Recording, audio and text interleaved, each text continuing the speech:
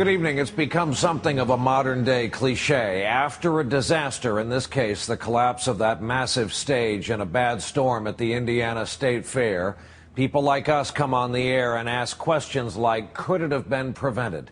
Organizers, first responders, victims' families will all be asking themselves that question for years to come. The truth is, the National Weather Service is so good and forecasting has become so accurate. Bad weather seldom arrives these days without warning. But dealing with big crowds and a big venue is something else. And now the people of Indiana are dealing with a massive tragedy and a lot of questions after a beautiful summer night at a great state fair was blown away and 5 people are dead. We begin tonight with NBC's Ron Mott in Indianapolis. Ron, good evening.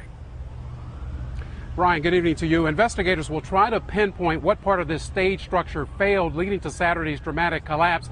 This as family members of the victims and others are questioning whether more should have been done to keep people safe. It was a breathtaking sight, the stage crumpling in a heap during a windstorm. And tonight, questions about whether this scene could have been prevented and why stronger warnings weren't issued to concertgoers to take cover. As we grieve today, this morning, the State Fair reopened, a somber undertone. Let us pray. Prayers for the 5 people who died. Governor Mitch Daniels fought back tears, praising those who rushed the stage to free people trapped underneath. I cannot tell you how proud I am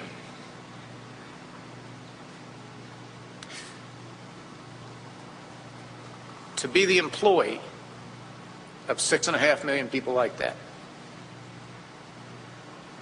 And I bet you share that pride too. The dead include 49-year-old Glenn Goodrich, a father of 2 who worked security, 23-year-old Alina Bigjani, who just landed her first teaching job. 29-year-old Christina Santiago was a Chicago community activist for women's and gay rights. And 51-year-old spotlight technician Nathan Bird, father of 2 teens working high up in the rigging when it collapsed. His brother Brian haunted by what ifs. When they knew the storm was coming, why they didn't start evacuating people sooner? Yeah, that's my question. You know, me and my family is just crushed over this. I mean, we all love Nate very much. He's sorely going to be missed. While the band Sugarland waited to take the stage that eventually collapsed, another outdoor venue 15 miles away evacuated a crowd waiting to hear the Indianapolis Symphony Orchestra. When in doubt, send them out is the rule we live by.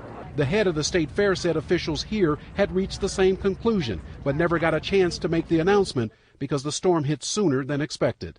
As dark as that cloud was, we were on our way backstage to get up on stage and announce to ask people to seek that shelter.